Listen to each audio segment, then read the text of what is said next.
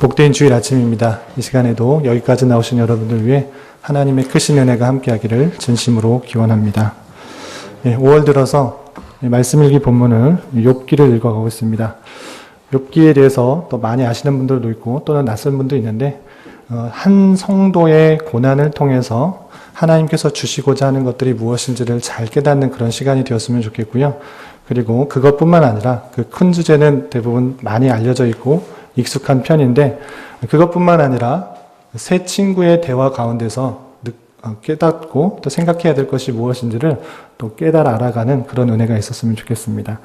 오늘은 말씀일기 본문이 9장과 10장입니다. 욥기가 총 42장까지 되어 있어가지고 31일 동안 읽기에는 한 장씩 읽으면 다 못 읽기 때문에 두 장씩 읽는 날들이 있습니다. 그래서 오늘은 말씀일기 본문이 9장과 10장입니다. 그래서 말씀일기 본문 9장, 10장의 내용을 통해서 우리가 깨달아야 될 것이 무엇인지를 생각해보고 또 적용하는 그런 시간을 갖고자 합니다. 우선 욥기 9장, 10장의 내용을 살펴보기 전에 욥기 전체적인 그 개관들을 살펴보는 것이 중요하다 생각이 됩니다. 전체에 어떤 것들을 말하고 있는가 살펴보고 그리고 오늘 본문의 내용으로 들어가도록 하겠습니다. 우선 교환을 보시면 욥기 개관이 이렇게 되어 있습니다. 근데 기록자 보면 미상으로 되어 있는데요. 정확하게 욥기의 내용을 통해서는 누가 기록했다라고 구체적으로 써 있는 표현이 없습니다. 그래서 여러 학자들의 다른 견해를 말하고 있습니다. 어떤 사람은 모세가 썼을 것이다 라고 표현하는 사람도 있고요. 어떤 사람은 다윗 시대의 헤만이라는 사람이 썼을 것이다 라고 표현하는 사람도 있고 또 지혜의 문서, 성문서로 이렇게 표현되기 때문에 지혜가 뛰어났던 솔로몬의 그런 작품이다, 솔로몬의 기록이다 라고 표현하는 그런 학자들도 있습니다. 그렇지만 욥기에서 우리가 읽다시피 욥의 그 내적인 상황과 심리, 상황들을 잘 알고 이렇게 표현할 수 있는 사람이 누구일까 생각해 볼 때 욥이 적당하지 않을까 우리가 추정을 해볼 수 있습니다. 그렇게 좀 이해하시면 될 거고요. 그 다음에 욥이 언제 기록되어 있는가, 그리고 욥이 살았던 시대적 배경은 언제인가라고 했을 때 욥기가 성경 중간 정도 나오기 때문에 시편과 그 비슷한 다윗 시대인가 이렇게 생각할 수 있는데요. 성경은 시대 순으로 이렇게 모아놓은 책이 아니라 분류별로 이렇게 모아놓은 책이기 때문에 욥기가 중간 성문서 사이에 있는 것이고요. 욥기의 시대는 아브람 시대, 그러니까 족장 시대에 살았던 그런 인물로 추정할 수 있습니다. 왜 그렇게 추정할 수 있는가? 그가 살았던 그 나이를 보면 어느 정도 추측할 수 있는데 그가 그 극심한 환난을 겪은 후에도 성경의 표현을 보면 140년을 더 살았다 이런 표현이 있습니다. 그래서 성경이 140년을 살았다. 그리고 욥이 환난을 당하기 전에 10명의 자녀들이 있었다라는 것들을 살펴볼 때 환난을 당하기 전 아이들이 10명 정도 낳고 아이들이 생일잔치를 하고 여러 가지 활동을 했을 정도의 나이니까 환난을 당했을 때는 40대에서 50대 정도로 생각할 수 있고요. 그 환난을 당한 이후에 하나님께서 회복시키시고 140년을 더 살았다라는 그런 표현을 볼 때 거의 200살 가까이는 살았을 것으로 이렇게 추정할 수 있습니다. 어떤 성경의 연대를 보면 성경에서 200살 정도 살았을 때가 언제인가를 살펴보면 아브라함 시대 정도로 생각할 수 있는 것입니다. 그렇기 때문에 이 시대적 배경이 아브라함과 같은 족장의 시대라고 생각할 수 있습니다. 그래서 욥기의 그 상황, 시대적 배경 그리고 기록 연대는 아브라함과 같은 BC 2000년 정도, 1800년 정도에 살았던 인물이고 그때 기록되었을 것이다로 이해하시면 될 것입니다. 그렇다면 욥기를 왜 기록했는가? 잘 알려져 있고 또 아는 바와 같이 경건한 자에 있어서 왜 고난을 허락하여 주시는가? 그 문제에 대해서 하나님께서 통치하시는 신정론, 하나님께서 통치하시는 방법들을 보여주시기 위해서 욥기가 기록되었다라고 이해할 수 있습니다. 그리고 욥기의 특징과 주제를 살펴보면 이렇게 할 수 있습니다. 특징이 뭐냐면 의로운 자가 고난을 받는가 하는 문제를 깨닫게 하여 주시기 위해서 욥과 세 명의 친구의 대화를 통하여서 이야기가 전개되고 그 세 명이 갖고 있는 각각의 가치관과 생각, 사상 속에서 그 관점 안에서 말을 하지만 실제로 그런 것은 아니고 마지막에 하나님께서 알려주시는 답변을 통해서 이 고난이 주는 의미를 생각할 수 있도록 할 수 있도록 그렇게 되어 있습니다. 그렇기 때문에 욥기를 읽으면서 주의해야 될 것 중에 하나가 무엇이냐면 흔히 할 수 있는 실수 중에 하나인데, 성경을 읽으면서 흔히 할 수 있는 실수 중에 하나인데, 그 문장 자체, 문장에서 한 절 자체를 그렇게 하나님의 말씀으로 오해하는 경우가 있습니다. 그래서 문맥을 통해서 하나님께서 주시는 그 뜻을 파악하는 것이 아니고, 한 절 한 절이 다 하나님의 구절, 하나님의 말씀이니까 그것 다 소중하다, 이렇게 생각을 해서 자칫 잘못해서 새 친구들의 잘못된 견해를, 이것을 하나님의 말씀으로 이해하는 경우가 종종 있습니다. 우리도 어제 말씀 읽기 본문이었던 욥기 8장 7절이 대표적으로 잘못 인용하고 있는 그런 구절 중에 하나인데, 8장 7절 많이 아시는 그런 표현입니다. 내 시작은 미약하였으나 내 나중은 심히 창대하리라. 한 구절만 떼어서 이렇게 보면 상당히 은혜가 되는 것 같고, 또는 사업장에서 어떤 일을 시작할 때 부족하고 연약하고 좀 미약해 보이지만 하나님께서 은혜를 주셔서 창대하게 될 것이다 라고 이렇게 하나님께서 주시는 말씀으로 이해하기 쉽습니다. 그렇지만 이 욥기 전체의 말씀을 볼 때 그렇게 하라고 주신 말씀인가 할 때는 그런 것이 아닙니다. 잘못된 이해에 의해서 욥을 충고하는 빌닷이라는 사람이 잘못 말한 것을 그냥 내가 편한 대로 인용하는 그런 부분 중에 하나입니다. 그래서 욥기를 읽을 때는 가능하면 그냥 쭉 내용을 처음부터 끝까지 읽어가는 게 좋습니다. 한 장 한 장 이렇게 띄어 읽었을 때 자칫 잘못하여서 잘못된 견해 또는 잘못된 이해를 통해서 욥을 비판하고 충고하는 내용을 그것이 사실인 것처럼 받아들이기가 쉬울 수 있습니다. 그래서 욥기를 한 장 한 장 읽어가는 것도 물론 좋지만 욥기 내용은 전체의 흐름을 파악하기 위해서 한 번에 끝까지 쭉 읽고 그것의 큰 흐름을 안 상태에서 새 친구들이 어떤 잘못을 범하고 있는가를 이해하지 않으면 자칫 얕은 성경의 이해로 잘못된 그 친구들의 견해를 이게 하나님의 말씀으로 잘못 이해할 수 있다라는 것들을 염두에 두시고 한 장 한 장 읽어갔으면 좋겠습니다. 그리고 세 가지 주제가 있는데요. 이거는 제가 말씀드리고자 하는 그런 교훈과 거의 비슷한 내용이기 때문에 나중에 연관하여서 설명드리도록 하겠습니다. 우선 전문맥을 살펴보면 오늘 9장, 10장에 욥이 대답을 하고 있는 그런 말씀이 있어서 그 8장의 빌닷이 첫 번째 말하는 것에 대하여 욥이 그것에 대한 대답을 하고 있는 것입니다. 그렇다면 욥이 왜 이런 대답을 했는가? 빌닷이 어떻게 말했기 때문에 이렇게 말했는가 먼저 살펴봐야 되는데요. 욥기 8장, 어제 말씀이기 본문이었던 욥기 8장에 보면 빌닷이 첫 번째 욥에게 이런 충고를 합니다. 어떤 충고를 하느냐? 욥, 내가 이렇게 고난을 받는 것, 힘든 상황과 처지에 있는 것은 다름 아니라 너나 아니면 내 자녀가 죄를 지었기 때문에 그런 벌을 받는 것이다.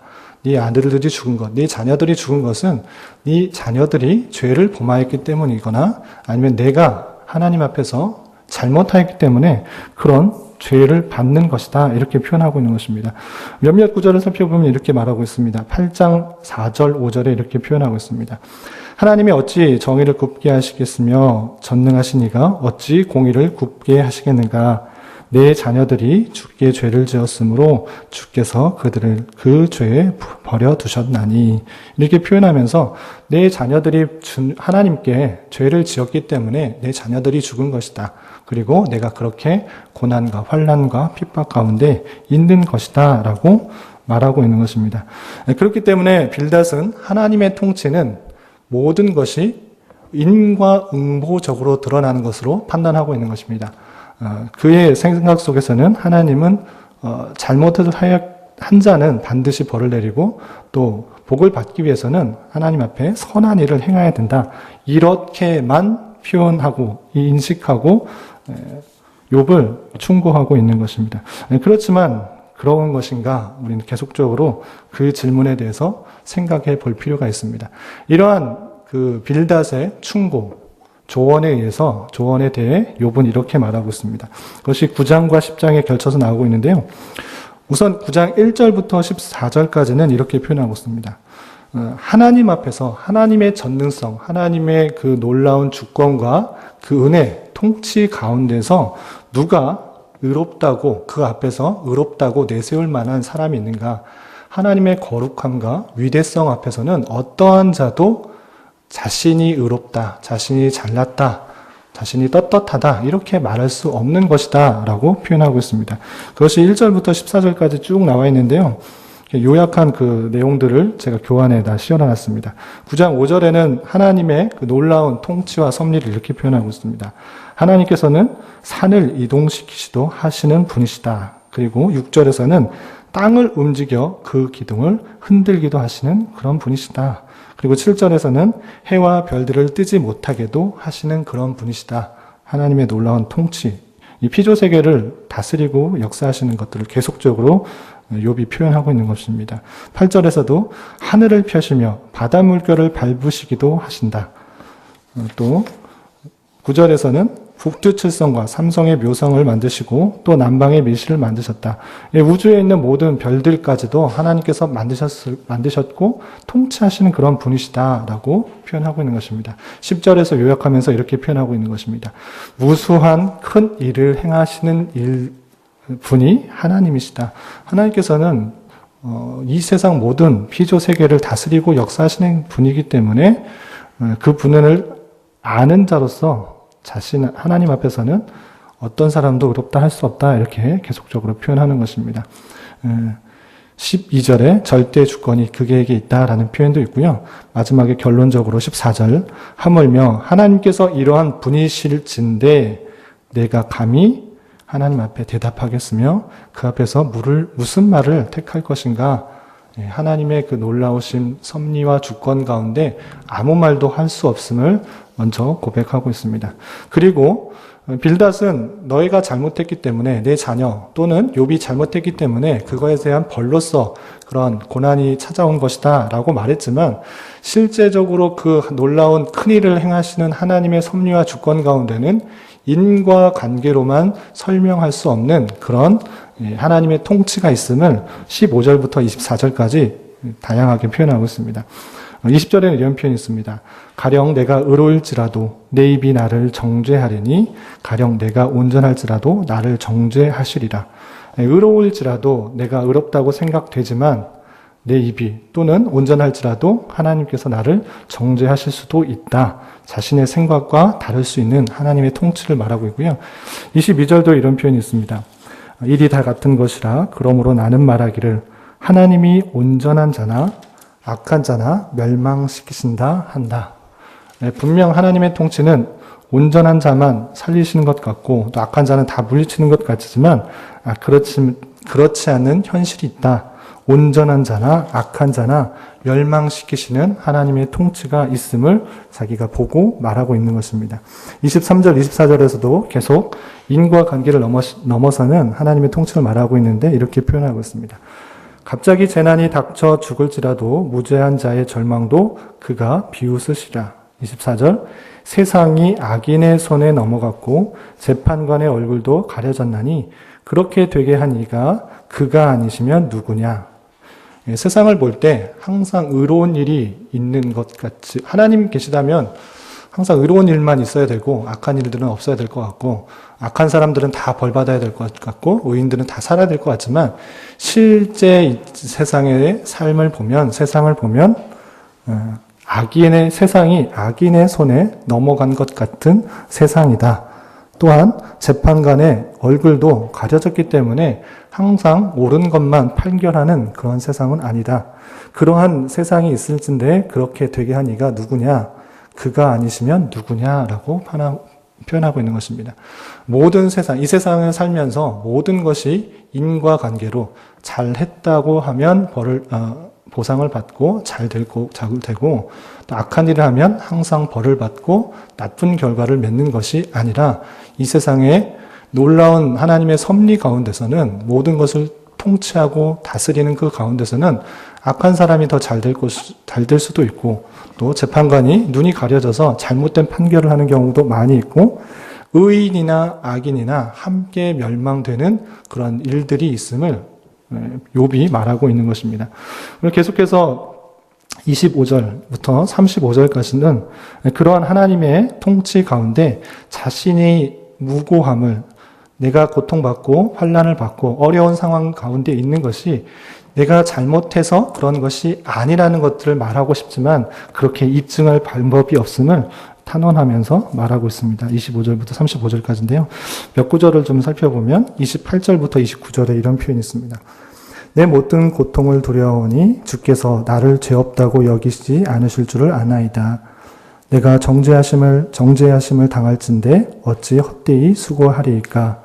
예, 하나님께서 정죄하셨기 때문에 내가 어떻게 죄 없다고 여기시지 않을 줄 나는 알 수 없다. 이런 표현이 있고요. 그리고 33절에 이런 표현도 있습니다. 우리 사이에 손을 얹을 판결자도 없구나. 예, 친구들뿐만 아니라 자기도 어떤 자기의 잘못들을 판결할 그런 사람들이 없음을 안타까워하며 욥이 무고한 것으로 생각되지만 그것을 공정하게 판단할 사람이 없다라는 것들을 말하고 있습니다.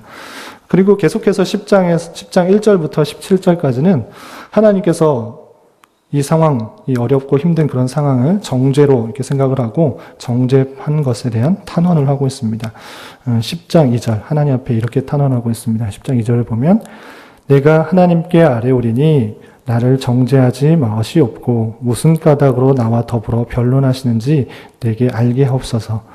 내가 아무 잘못이 없는 것 같은데 정죄받는 것 같은 이런 상황 가운데 있는 것을 탄원하면서 아무도 나의 무고함을 입증할 수 없기 때문에 주님, 하나님, 내가 무슨 까닭으로 이렇게 이런 상황 가운데 있는지 알게 해달라고 하나님께 탄원하고 있는 것입니다. 불평하기보다는, 원망하기보다는 하나님께 원인을 묻고 더욱더 하나님께 나아가려고 하는 욥의 자세와 모습을 살펴볼 수 있는 것입니다. 그리고 10장 18절부터 22절까지는 얼마나 이렇게 극심한 고통 가운데 있는지 차라리 죽는 것이 낫겠다. 이런 표현까지도 하고, 그 죽기에 앞서서, 앞으로 가면 죽을 것 같은데, 죽기에 앞서서 잠시라도 평안을 주십시오. 이렇게 고백하는 내용들이 있습니다. 10장 18절을 보면 이런 표현이 있습니다. 주께서 나를 태에서 나오게 하셨음은 어찌함이니까.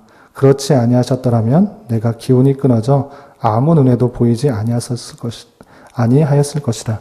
욥기 3장에서도 나왔던 표현인데 차라리 내가 태어나지 않았더라면 이런 고통이 없었을 텐데 라고 이렇게 한탄하고 또 힘들어하고 있는 그런 모습입니다. 그리고 21절, 22절의 모습 읽어보면 이런 표현도 있습니다. 내 날은 21절 보면 내가 돌아오지 못할 땅 곧 어둡고 죽음의 그늘진 땅으로 가기 전에 그리하옵소서. 땅은 어두워서 흑암 같고 죽음의 그늘을 져서 아무 구별도 없고 광명도 흑암 같으니이다. 20절부터 보면 내 날은 적지 아니하니이까. 그런즉 그치시고 나를 버려두사 잠시나마 평안하게 하시되. 21절 내가 돌아오지 못할 땅 곧 어둡고 죽음의 그늘진 땅으로 가기 전에 그리하옵소서. 자기가 너무나 힘들고 어렵기 때문에 죽음의 땅, 그늘진 그 땅으로 갈 것 같은데 그렇게 되기 전에 20절 하반절에 나를 버려두사 잠시나마 평안하게 하시되 라고 표현하고 있는 것입니다. 그 고통이 얼마나 힘들고 지치고 또 죽을 것 같은 그런 고통에 있는지를 생각해 볼 때 얼마 남지 않은 죽음인 것 같은데 잠시나마 나에게 평안을 주십시오라고 하나님 앞에 간구하는 그런 모습을 살펴볼 수 있습니다. 이런 것을 통해 욥이 답변하고 있는 9장 10장에서 표현하고 있는 욥의 답변은 무엇인가 이렇게 정리할 수 있습니다. 교환에도 적어놨는데요. 이 세상 모든 만물을 다스리는 하나님의 절대 주권적인 통치는 항상 기계적인 인과응보적 관계로만 드러나는 것이 아니다. 항상 잘한 사람만 잘 되고 또 잘못한 사람들은 벌만 받는 그런 통치, 기계적인 통치가 있는 그런 하나님의 역사, 섭리는 아니다라고 표현하고 있는 것입니다. 사람이 다 이해할 수 없는 일들이 많이 일어나는 그런 삶이기 때문에 어떠한 인생도 그분 앞에서는 자신의 의로움을 주장할 수 없는 것이다 라고 욥은 표현하고 있는 것입니다. 욥은 그러한 상황이 왜 일어나게 됐는지 잘 알지 못하기 때문에 하나님께 더 나아가면서 탄원하면서 그 이유를 알고자 주께 더 나아갑니다. 그러면서 차라리 죽는 게 나을 정도의 극심한 고통 중에 있지만 잠시의 평안이라도 하나님께 주실 것을 간구하고 있는 모습이 욥기 9장 10장의 내용들입니다. 이런 내용들을 대하면서 우리는 어떻게 이 말씀들을 오늘날의 삶에 적용할 것인가를 생각해 봐야 될 것인데 4가지 정도로 좀 정리를 해봤습니다. 우리가 이 말씀들을 대하면서 어떻게 우리 삶에 오늘날의 삶에 적용할 것인가. 첫 번째, 고난에 대해서 우리가 받아들이는 자세에 대해서 생각해 보아야 될 것입니다. 하나님께서는 죄에 대해서 징벌하시기 위해서 고난, 또 핍박, 어려움을 주십니다. 그러할 때 성도는 민감하게 반응해야 되는 것입니다. 모든 고난이 자신의 죄와 무관하다 이렇게 생각할 것이 아니라 하나님께서는 욥기 외에 다른 성경에서 어떤 잘못을 할 때 하나님께서 그 벌의 도구로 올바르게 성도를 나아가게 하기 위한 방편으로 다양한 벌과 또 심판을 허락하셨습니다. 그렇기 때문에 자신에게 어려움이 닥쳤을 때 먼저 생각해야 될 것은 혹 내가 주님 앞에 범죄한 것이 없는가, 잘못한 것이 없는가, 죄를 지은 것이 없는가, 실수한 것이 없는가를 먼저 민감하게 반응하여 살피고 그런 것이 있다면 회개해야 될 것입니다. 그렇지만 그렇지 않는 경우가 있음을 욥기를 통해서 우리가 알게 됩니다. 하나님 앞에서 올바르게 살아가려고 하는 그런 모습 속에서도 성도에게는 어려움과 힘듦과 환난이 찾아올 수 있다라는 것입니다. 그러할 때 때때로 이해할 수 없는 현실 또는 억울한 상황, 욥과 같은 고난이 닥쳐올지라도 원망과 불평을 하기보다는 더욱더 하나님께 의지하고 하나님께 나아가려고 하는 또 하나님의 특별한 섭리가 무엇인지를 발견할 수 있는 기회로 여길 줄 알아야 될 것입니다. 욥기 42장 5절 우리가 잘 아는 표현, 우리가 결론과 같은 그런 표현으로 잘 알고 있는 그런 말씀인데 시간을 줄이기 위해서 찾는 시간을 좀 줄이기 위해서 옆에 요절을 좀 적어놨습니다. 42장 5절 이런 표현이 있습니다. 내가 죽게 대하여 귀로 듣기만 하였사오나 이제는 눈으로 주를 배움나이다. 계속적으로 하나님께 간구하고 왜 이렇게 힘든 상황이 어려운 상황이 찾아왔는가 하나님께 나아갈 때 하나님께서는 특별한 방편으로 그렇게 된 이유와 방편을 알게 해주신 것입니다. 욥에게 있어서 귀로만 듣던 그런 하나님이 아니라 이제 눈으로 확실하게 하나님의 섭리와 통치를 깨달은 방편으로 이렇게 고난을 주셨다는 것을 우리는 기억해야 될 것입니다. 때로 어렵고 힘든 상황이 나도 모르는 사이에 찾아왔을 때 원망과 불평하기보다는 하나님을 더욱더 의지하고 간구하고 나아갈 때 하나님께서 보여주시는 섭리의 은혜가 있음을 알고 더욱더 하나님의 신비한 섭리를 깨달을 수 있는 저와 여러분이 되시기를 주님의 이름으로 부탁을 드리겠습니다. 두 번째는 인간관계에 있어서 어떻게 적용할 수 있는 것인가 생각해 볼 때 욥의 세 친구들 물론 하나님에 대해서 나름대로의 지식을 갖고 있고 또 친구를 위해서 조언하는 것입니다. 그렇지만 그 조언이 욥에게 바른 영향을 미쳤는가, 잘 지적한 것인가, 그리고 욥에게 참으로 도움이 되었는가 생각해 볼 때 그렇게 큰 도움이 되지 않았던 것을 보게 됩니다. 우리는 삶을 살아가면서 많은 다양한 사람을 만나게 됩니다. 그러할 때 어떠한 사람이 되고 있는가를 살펴보았으면 좋겠습니다. 상대방에게 닥쳐진 여러 가지 상황과 처지에 있어서 너무 쉽게 인과응보적으로 생각을 하면서 너는 잘못을 했기 때문에 그런 벌을 받는 것이다. 이렇게만 판단하고 또는 잘 됐을 때 너는 하나님 앞에서 순종을 잘했고 말씀을 잘 들었기 때문에 좋은 일들이 있는 것이다. 이렇게만 판단하는 것은 좀 조심스러운 면이 있다라고 할 수 있겠습니다. 특히 현대에 있어서 개인적인 상황들 또 남에게 신경 쓰이지 않게 하는 그런 상황이 있어서 주님의 자녀로서 주님의 권속으로서 하나님의 교회를 이루어가는 그런 사람으로서 남을 판단하고 정죄하기보다는 상대방의 상황을 이해할 수 있고 또 힘이 되어줄 수 있고 같이 나아갈 수 있는 그런 공동체로서 서 나가야 되겠다 이렇게 생각합니다. 누구나 흔히들 그렇게 생각합니다. 나에게는 이렇게 나의 이야기를 들어줄 사람이 없다. 아무도 그런 사람이 없는 그런 외로운 상황 가운데 현대인들이 지내고 있지 않은가 생각해 봅니다. 그러한데 그렇게 안타까워할 상황만 안타까워하고 있지만 않고 그렇게 하는 것이 아니라 내가 남에게 그런 사람이 되어줄 수 있는 그런 사람이 되어야 될 것입니다. 로마서 12장 15절 16절에서는 이렇게 말하고 있습니다. 옆에 교환에 표현해 놨는데요. 로마서 12장 15절 16절 이렇게 표현하고 있습니다. 즐거워하는 자들과 함께 즐거워하고 우는 자들과 함께 울라. 서로 마음을 같이 하며 높은 데 마음을 두지 말고 도리어 낮은 데 처하며 스스로 지혜 있는 채 하지 말라. 사람들 관계에 있어서 내가 좀 더 잘나 보이고 위에 있는 것 같이 보이기 위해서 잘난 체 하는 경우가 많고 지혜 있는 채 하면서 상대에게 조언해주기 쉽고 또 아는 지식 가운데 살고자 하는 말들이 많이 있습니다. 그렇게 하기보다는 남을 평가하고 정죄하고 하려는 것보다는 즐거워하는 자들과 함께 즐거워하고 우는 자들과 함께 우는 그런 공동체, 그런 인간관계를 해야 될 것입니다. 남에게 있어서 여러분들은 어떠한 존재로 있습니까? 남이 어떻게 되든지 아무 상관없는 그런 모습이 아니라 또는 지적하고 판단하고 정죄하는 그런 모습이 아니라 함께 힘이 되어줄 수 있고 또 위로가 되어줄 수 있는 그런 공동체 가운데서 우리 교회가 든든히 세워갈 수 있어야 될 것입니다. 그리고 세 번째로 우리가 삶을 살아가는 데 있어서 어떻게 이 말씀을 적용할까 생각해 볼 때 모든 것이 하나님의 주권과 또 섭리와 통치 가운데 진행되어 가고 있고 모든 상황과 여건을 통해서 성도를 성화시켜 나간다라는 사실들을 잊지 말아야 될 것입니다. 제가 예언의 능력은 없지만 예언의 은사는 없지만 하나님 한 가지 여러분들에게 예언할 수 있는 것은 무엇이냐면 하나님께서 여러분들께서 예수님을 믿었기 때문에 하나님께서는 여러분들을 다양한 환경과 형편을 통해서 성화시켜 나갈 것입니다. 예수 믿으면 복 받는다, 잘 된다, 부유해진다, 평안해진다 이렇게 말할 수 있는 것이 아니라 하나님께서는 예수님을 믿게 하시고 그 이후의 삶은 어떻게 해야 되는가?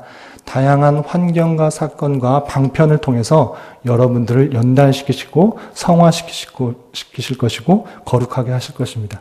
그것은 각자의 삶의 모습에 있어서 상황 가운데 다르게 나타날 것입니다. 어떤 사람들은 많은 복을 허락하실 수도 있지만 어떤 사람에게는 알 수 없는 고통과 환난, 어려움 그런 과정으로 나타나게 될 것입니다. 그 모든 과정을 통해서 하나님께서 우리에게 하시고자 하는 방편은 무엇인가, 뜻은 무엇인가, 우리를 거룩하게, 정결하게 나가게 하시는 하나님의 섭리가 있음을 우리는 잊지 말아야 될 것입니다.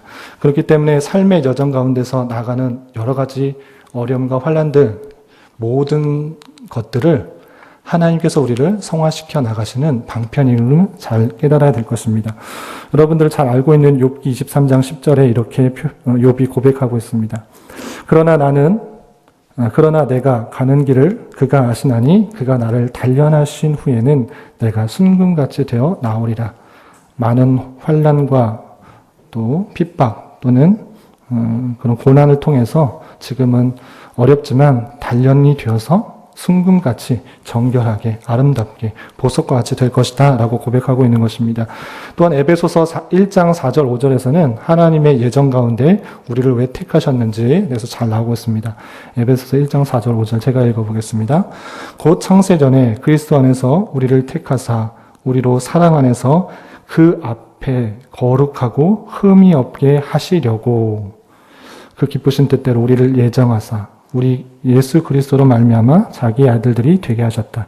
하나님께서 예정하시고 또 자기 아들들이 되게 하신 이유, 예수를 믿고 또 하나님의 자녀가 되게 하신 이유가 무엇인가? 왜 우리는 이 땅에서 살아야 되는가? 차라리 태어나지 않고 힘든 세상, 어려운 세상 태어나지 않고 죽게로 그냥 천국에 있으면 되는 게 나을 것이다 를 생각하는데 그것이 아니라 이 땅에서 다양한 환경과 사건과 처지를 통하여서 거룩하고 흠이 없게 또 정결하게 순금과 같이 보석과 같은 신앙 인격을 단련하기 위해서 하나님께서 이 세상에 두시고 많은 상황과 환경을 허락하신다는 그 사실들을 잊지 말아야 될 것입니다. 마지막으로 오늘은 가정의 달 첫 번째 주일로 해서 하나님 앞에서 어린이를 생각하는 주일인데 그것과 관련해서 좀 적용하자면 하나님의 모든 주권 가운데 지켜나가고 있다라는 그 생각을 하면서 이렇게 적용했으면 좋겠습니다. 우리 자녀들이 앞으로 어떻게 살아갈 수 있을까? 공부를 좀 못하고 또는 남들보다 뒤처져서 또 어렵게 살지는 않을까? 또 부족하게 살지는 않을까? 또 어렵게 살지는 않을까? 또는 또 넓은 집, 또는 행복하지 못한 그런 상황 가운데 있지 않을까? 염려가 없지 않을 것입니다. 그렇지만 우리가 염려하는 것보다 하나님께서 더 많이 알고 계시며 인도하시며 채우시는 것입니다. 마태복음 6장 27절부터 32절에 이런 표현들이 있습니다. 너희 중에 누가 염려함으로 그 키를 한 자나 더할 수 있겠느냐? 또 너희가 어찌 의복을 위하여 염려하느냐? 들의 백합화가 어떻게 자라는가 생각해 보라. 수고도 아니하고 길쌈도 아니하느니라. 그러나 내가 너희에게 말하노니 솔로몬의 모든 영광으로도 입은 것이 이 꽃 하나만 갖지 못하느니라. 오늘 있다가 내일 아궁이에 던져지는 들풀도 하나님이 이렇게 입히시거늘 하물며 너희일까 보냐. 믿음이 작은 자들아, 그러므로 염려하여 이르기를 무엇을 먹을까, 무엇을 마실까, 무엇을 입을까 하지 말라. 이는 다 이방인들이 구하는 것이라. 너희 아버지께서 이 모든 것이 너희에게 있어야 할 줄 아시느니라. 하나님께서 우리의 자녀, 우리뿐만 아니라 우리의 자녀도 모든 것을 계획하고 있는 것입니다.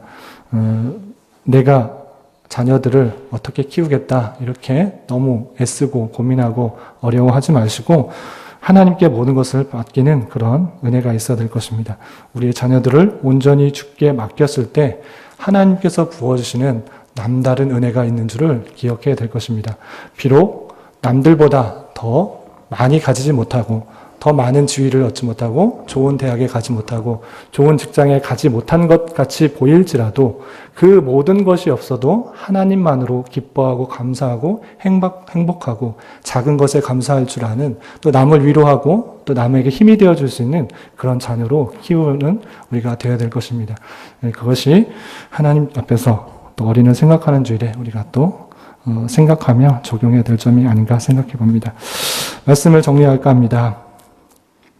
신앙이 좋고 남다른 기회를 받은 한 성도에게 닥친 큰 어려움이 때로는 낯설게 느껴질 수 있습니다. 그렇지만 이를 통해 하나님께서 보여주시는 은혜와 섭리가 적지 않음을 우리는 잊지 말아야 될 것입니다. 앞으로 5월 동안 계속해서 욥기의 말씀을 읽어 나가게 될 터인데 욥기 말씀을 통해 하나님의 신비로운 섭리와 그에 합당한 성도의 자세를 잘 발견하고 각자의 삶에 잘 적용할 수 있는 은혜가 우리 모두에게 계속되기를 진심으로 기원합니다. 기도하겠습니다. 하나님 아버지 감사합니다. 빌닷의 충고에 대한 욥의 고백을 통하여서 하나님의 섭리와 그 은혜에 대해서 다시 한번 깨닫습니다. 자신과 이웃들에 대하여 배운 바 말씀대로 잘 실천할 수 있는 은혜가 있게 하여 주시옵소서. 이제 예비된 성찬으로 나아갑니다. 택하신 백성을 향한 주님의 사랑을 더욱더 잘 깨닫는 은혜가 있게 하여 주시옵소서. 예수님의 이름으로 기도드리옵나이다. 아멘.